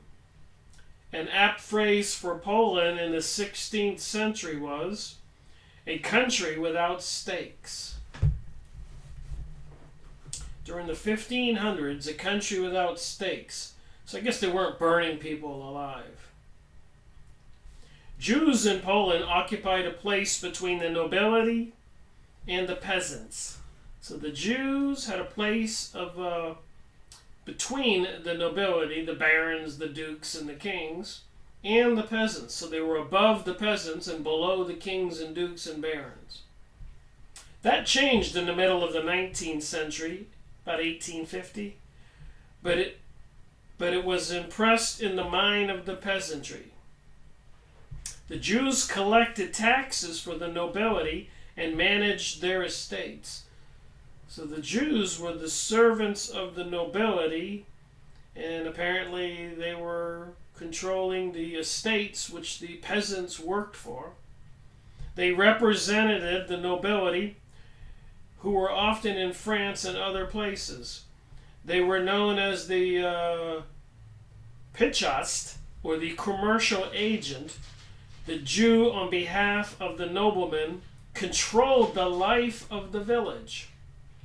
The peasants lost legal protection in 1518 when the king ceased to consider their complaints against the nobles. The peasants now remained virtually at the mercy of the nobles, who decided on the levies, the taxes, to be imposed on them in the form of services and the use of monopolies, and held jurisdiction over them. The nobles, with Jews as their agents, often misused their privileges to exploit the peasants, subject to their whims. Poland in the 16th and 17th centuries has often been described as a haven for the Jews, paradise for the nobles, and a hell for the serfs, the peasants, the average citizen. The result was inevitable: strong resentment. You think? The partition of Poland at the end of the 18th century was a disaster for the Jews. In 1569, to recall the personal Polish-Lithuanian union based on marriage, so apparently Poland and Lithuania joined as one country because of a marriage, was changed into a real union, forming one state called the Commonwealth of Two Nations. The problem of royal power was solved in such a way that each monarch was chosen by the entire gentry, which included about 1 million people. So the people who voted were the noble people, so they got to put whoever was in charge, not the citizens or the serfs. As the power of the kings decreased, the Jews became more vulnerable to political and physical attack by their adversaries. Jewish corporal life disintegrated with that of the disintegration of the Polish-Lithuanian Commonwealth. Zionism likely would not have had the appeal if it had continued. Most Poles viewed the Jews as a strange people, a foreign body thrust into the midst of the Polish society. For the most part, as we have noted, Jews in Poland were different from the rest of the population in their dress, language, speech mannerisms, their gestures, and their facial expressions. They wore beards and long earlocks, yarmulkes on their heads, and black chafans. They worshipped differently. They circumcised their male offspring. They did not, for the most part, engage in menial labor. Historically, what was unique in Poland of all European countries was that it was the only one in which Jews were allowed to participate in a wide range of trades, crafts, and skills. They were the indispensable craftsmen of the royal economy in the villages and the small towns, and they were the shopkeepers. A typical expression attributed to Jews told among the Pole was, "The Jews own the buildings, the Poles have the streets." So the Jews own the buildings and the Poles have the streets. However, in truth, what was most in common was that both Poles and Jews, in the vast majority, were poor. Differences can create tensions, we know, even within a group. The acculturated German Jew, we may recall, looked with contempt on the Jews who lived in the east, to the east of Germany. The snobbish German Jew regarded the Polish Jew as barbarous, vulgar, and an aversion to civilization. So the snobbish German Jews looked at the Polish Jew as barbarous, vulgar, and an aversion to civilization. Indeed, in the United States, the tensions between Jew and Gentile often pale in comparison to that between Orthodox and Reformed Jews. So I was saying here before, in the Jewish camp there is a huge divide between the Orthodox and the Reformed Jews. It appears that the Reformed Jews, or Jews who do not like the Ten Commandments, or if it's the laws of Moses, there's like 221 rules for living, and they thought it was easier to join the Lucifer team and do as thou wilt. I'm paraphrasing how it all came about. But they turned away from the religious point of view and the rules for living and went with the Reformed Jewry, the Kabbalah, and do as thou wilt. my understanding. In Israel, were it not for the Arab threat, civil war would likely erupt between the religious and the secular Jew. So remember, it was the Jews who were predominantly in control of the pornographic industry and were also accused of other kinds of decadent behavior. The church, often a magnificent structure, contrasted sharply with the poverty of the peasant houses. The priest, the trusted advisor, were obeyed more readily than any secular power. The situation of the Jews in the 20th century Poland, the 1900s, was in some respects similar to that of the Ukraine, but it would be an overstatement to say that the situations were identical. There were no pogroms. That's a Russian word for police action on the Jews. Pogroms, P-O-G-R-O-M-S, not programs, pogroms, except for sporadic instances. In the Ukraine, my family would run for cover on Christian holidays, especially on Easter. Jewish boys, my father included, thought he had though he had a Ukrainian name, was forced to lower their pants to show their circumcised body parts. The Christian church everywhere fomented anti-Jewish prejudice. Prayers were said at Mass for the conversion of the propitious Jews. Jews were thought of as Christ killers and as users of Christian blood for their baking their mitzvah. So one of their holidays, rituals, was, I guess, obtaining Christian blood to bake some kind of bread for Passover or something. I guess that would cause people some concern. Rabbi Mark Tunebaum of the American Jewish Committee relates that near his family's home in the tiny Jewish village in the Ukraine was a Russian Orthodox church where on Good Friday the priest celebrating the liturgy, some words I can't say, liturgy commemorating the death and resurrection of Jesus would be emotionally carried away by the imagery of the Jews killing Christ. So back where I started at the beginning of this video, is the Bible the truth? I'm a Christian. I believe Jesus was real. I believe Jesus added the commandment, so he said, that we are to love one another. We should treat each other as we want to be treated. And did the Jews reject him as a savior, even though he was performing miracles, and have Pontius Pilate kill him? When Pontius Pilate didn't kill him, did they say, let it be on our heads and our children's heads? Is that the truth? Did they bring a curse upon themselves? Are they trying to bring a curse on the rest of us by getting people to turn away from God and religion? I think those are fair questions. Should we believe in aliens and beings from space who are coming here to save us? They do want to destroy Christianity. That's pretty clear in the material I've been going over. After the French Revolution, they tried to destroy Christianity. In the Freemasonic literature material, they want to destroy Christianity. There was another thought I had, and I looked it up, and I was surprised about the answer.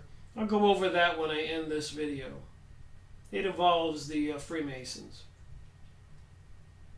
Emotionally carried away by the Jews killing Christ, and though his sermon would convert the congregation into an angry mob that descended on their home. So they were stirring up some religious sentiment to the point it was dangerous for the Jews. The question has been put forth in various ways. Did the crucifixion set the stage for the Holocaust? Was the Holocaust the natural outcome of the centuries-old condemnation of the Jews as the Christ killer?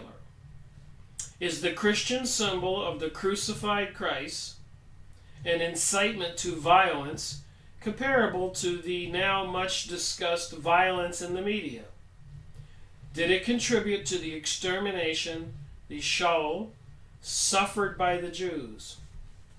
Was the doctrine, you can't be a Jew, convert or die, the predecessor for, you can't be genocide? Professor Raoul Hilberg, author of a 4-volume work on the exterminations of the Jews, says yes. Indeed, in the eyes of many Jews, as well as others, the Holocaust was a consummation of centuries of Christian hate and contempt that was the punishment of the alleged crime of decide and the final result of the gospel, his blood be upon us and upon our children. So that's what it says here. What they said when Pontius Pilate, the Roman leader, did not want to execute Jesus Christ, the Jews in the crowd said, his blood be upon us and upon our children. Rabbi Mordecai Waxman, honorary president of the Synod Council of America, said to Pope John Paul II on his visit to the United States that the Holocaust was the culmination of centuries of anti-Semitism in European culture for which Christian teachings bear a heavy responsibility. Wow. Now think about this. It's these people who have taken over the world, so Prime Minister Sharon of Israel said. They want to disarm we Americans and probably other people in the world. They're setting the stage for artificial intelligence, weaponized microwaves and chemicals and biologicals maybe in the sky. Seems to me vengeance for 2,000 years of persecution and prosecution is in the minds of some people, according to what I just read. But let me look at a couple pages of some thought I had and see what you think. During the course of my research, I have become aware that the Jews were behind certain businesses and taking over the alcohol industry in Henry Ford's books, and behind predominantly the pornographic industry and a lot of other decadent and perverted activities throughout the centuries they were accused of, which was a difference between the Christian religion, and apparently it caused a lot of friction in Germany. The Jews didn't like being scolded by the Germans for some perverted actions. So I thought to myself, this series is Freemasonry and Satanism, and I'm connecting the dots. I can see that the Freemasonry activities goes hand in hand with the Jewish utopia activities. So apparently these Jewish Kabbalistic elites control the Freemasons, which the hierarchy is according to the pyramid. The Illuminati, Rothschilds, had Adam Wusthof in 1776, was directed to take over the lodges and convert them into the arms of this Illuminati organization, which was predominantly Zionist Jewish or Jewish utopian and Jewish banking.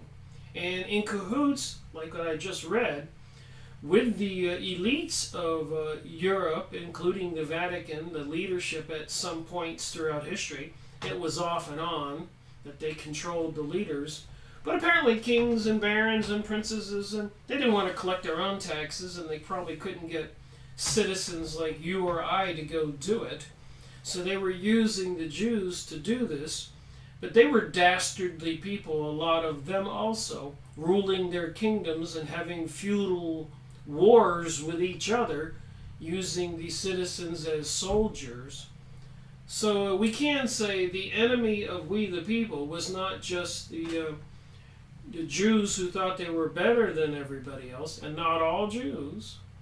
Some of them were God-fearing Jews, and throughout history they've been trying to warn us, and they've been battling the other, if let's say 50-50, the Reformed Jews who apparently turned towards a Luciferic doctrine or a mystery school religion of Isis, Osiris, Ra, Lucifer, Satan, and many other names, Moloch, whatever you want to call it, thought.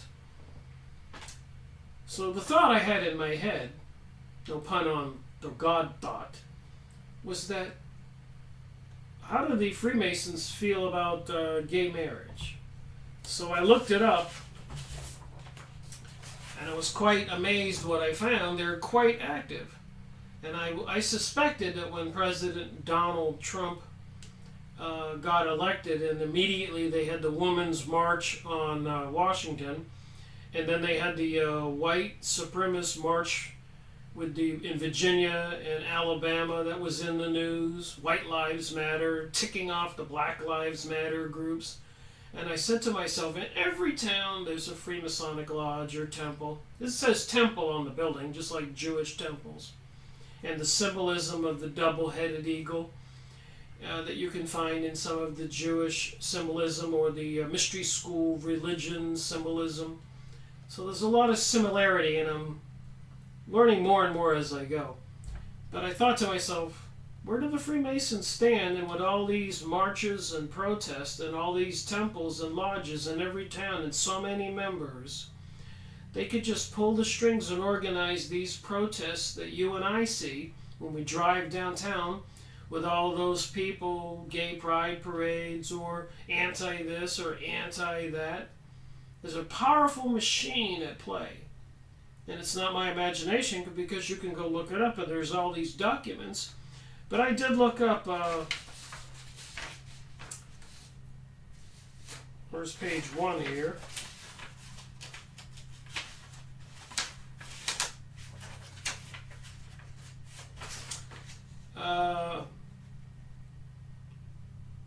America rejects gay marriage. So, this is another page here. Excuse me. I've got a couple documents here. But I also have mentioned in my videos back in 2008 when I was driving from Florida to Maine that listening to the radio at 2 o'clock in the morning at night, the talk radio host would say, yeah, there's been another survey, another poll taken, and 72% or 78% or 68% are against gay marriage, and 25% are for it. And the host on the radio would say, it'll never pass. But I remember when they were trying to get the lottery passed in Florida and it failed, the people would come on TV and said it's just a matter of education. And year by year they had these things, press releases and stories about how they were going to use the lottery for the school systems and education. And finally we got the lottery. Well, they did the same thing with gay marriage. It says right here, the improbable 200-year-old story, 10 of 13 newest EU states reject gay marriage. So 10 of 13 EU states reject gay marriage. Gay marriage and the death of states' rights. Supreme Court makes ruling on same-sex marriage. So it was a huge effort of re-education to finally turn the tide of we American citizens towards gay marriage. And where did the Freemasons come in on this? When you go over so many different pieces of material every day, see all these papers on my desk here, I have to take some time sometimes to organize this stuff. But I put in the computer, Freemasonry promotes gay rights. I was amazed with the obvious results. For Freemasons, is banning gays or being gay unmasonic? The Midnight Freemasons, is homosexuality unmasonic? Is homosexuality unmasonic and now have equal rights to marriage across the equality, eternity, fraternity? The slogan for the Freemasons. So Freemasons, Freemasonry, gay homosexuality, gay marriage in Jail of Tennessee, gay men in Freemasonry. We have taken a strong stand in gay rights. Should homosexuality be accepted in Freemasonry? Now remember, the Freemasons seem to be anti-Christians, and it's in the New Age magazines I've gone over and plenty of the material.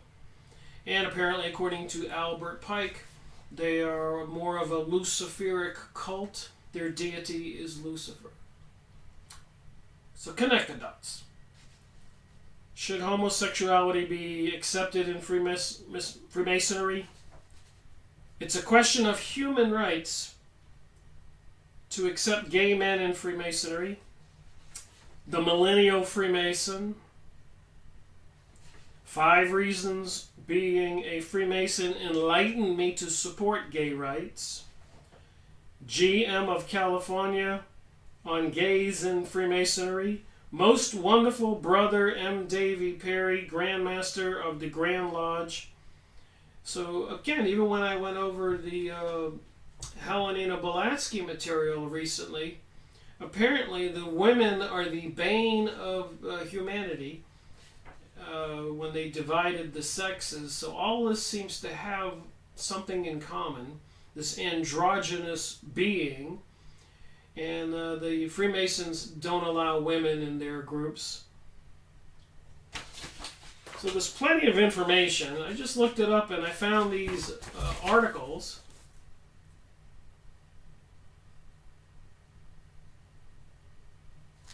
So clearly, Freemasonry is anti-Christian, pro-Luciferic, satanic organization with symbols.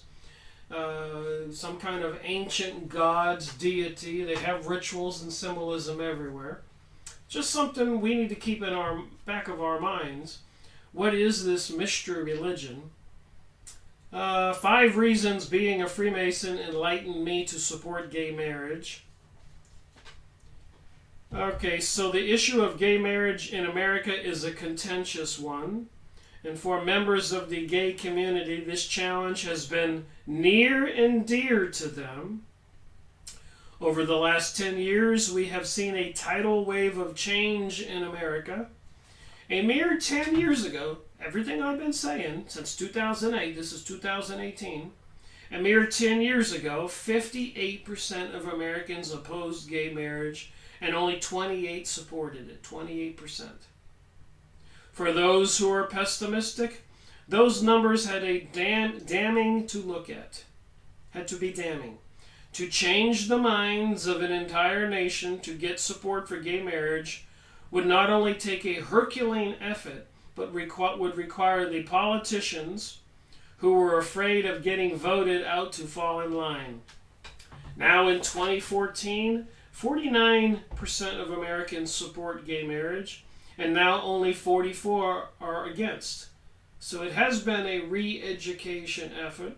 It has been an effort to discriminate or discredit the Christian schools, Catholic schools, not talking about God in schools, taking Jesus of schools, taking Jesus or Christianity out of the holidays. It has been a daunting thing for them, quite a task.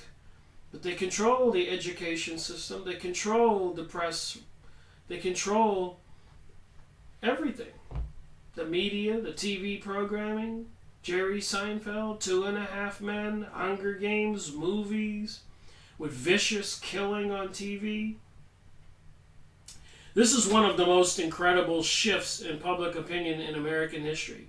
To have Americans change their opinions so dramatically in 10 years is unheard of. Things like civil rights, healthcare, abortion have all been generational battles, and those battles are still raging on. Yet the gay marriage movement's victory at the national level seems almost like a forgotten conclusion. So you can look up Freemasonry promotes gay rights, and there's just, how many results were there?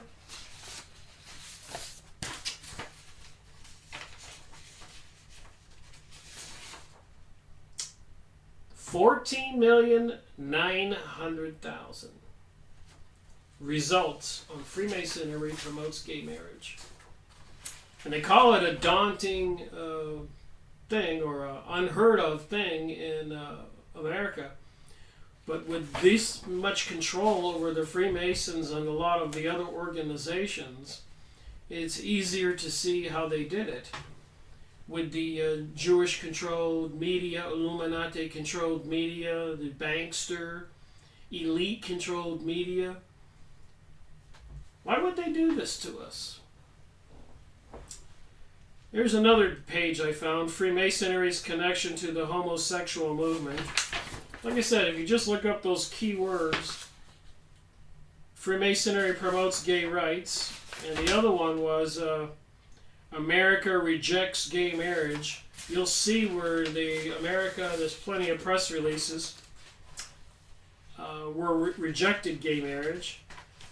And then you'll see where the whole thing turned around after years and years of propaganda and press releases. I've seen the press releases. A little boy, 10 years old, will write a letter to his teacher how much his two daddies mean to him, and it's the main headline in a newspaper, or when you go check your email on the internet, press releases. And movies, Brokeback Mountain, and so much more. They are changing our world, and part of it's globalism. And if God is real and punishes a decadent, perverted society, destroys it, would they be doing this knowing full well cosmic laws and God's laws, knowing that God will take action? Interesting perspective, you think? Freemasonry's connection to the homosexual movement.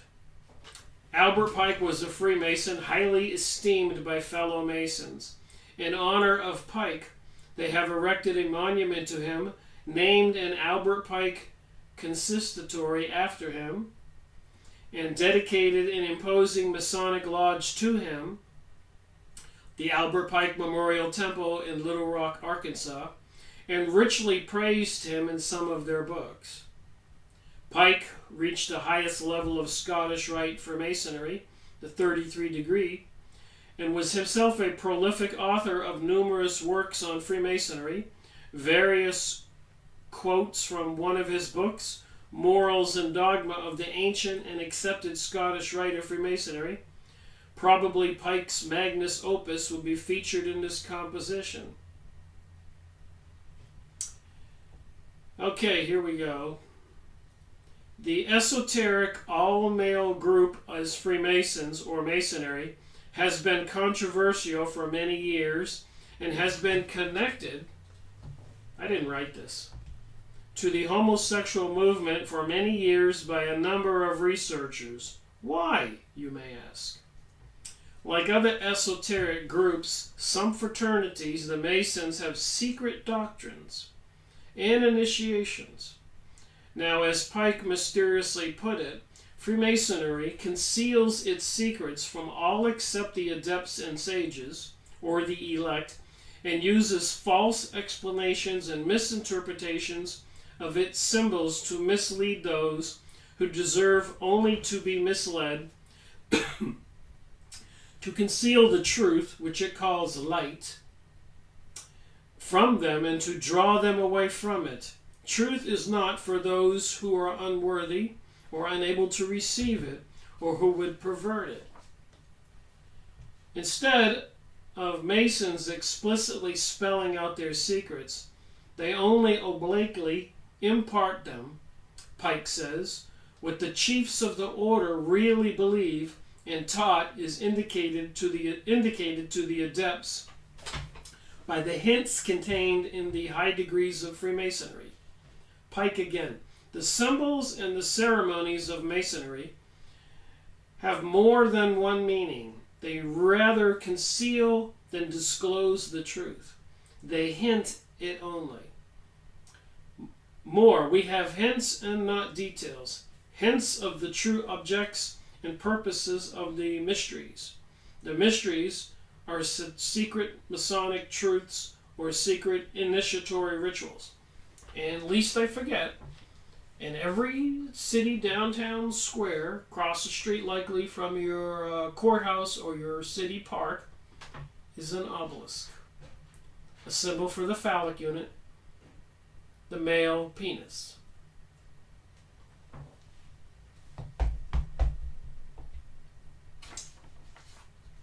It's a phallic worship. Pike is wont to speaking in enigmas because he can only hint at Masonic secrets. Masons take oath not to reveal the group's secrets.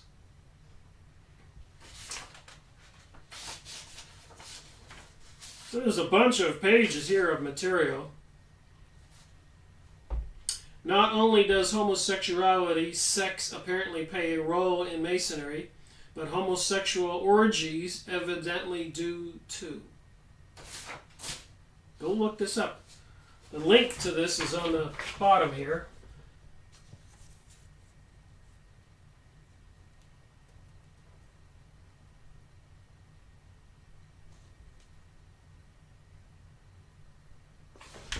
A lot of information there.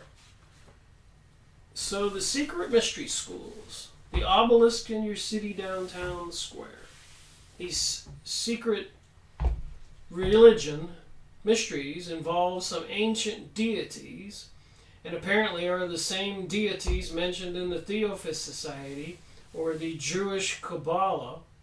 And a lot of Kabbalists throughout history were accused of being sorcerers, which are witches. And as I've gone over in this book and many other books, Jews in Poland, the biggest point I wanted to make is the Jews repeatedly separated themselves from everybody else, and wherever they went for a couple thousand years, they had problems with peoples, huge problems. Massacres resulted, imprisonment, banishment, exile. And the elites, the barons, the princes, the dukes, the kings, and the queen, and even the leaders of the Vatican had their own selfish needs, some of them, and they used the Jews as their personal servants and tax collectors and other people to abuse we the people, we citizens of the planet. So we the people need to wake up to this stuff. We got a couple of enemies on a couple sides, whether it is 50% of the Jewish people into this Jewish utopia, with another 50% of the Jewish people trying to warn us, who are God-fearing people. In the Christian world, or the people who are atheists calling themselves Christians, a lot of them are into the mystery religion, the phallic religion, and trying to destroy the Christian world or other decent, family value-oriented people, whatever their religion. That's a mouthful. Thank you for watching my video, Rick Miracle reporting.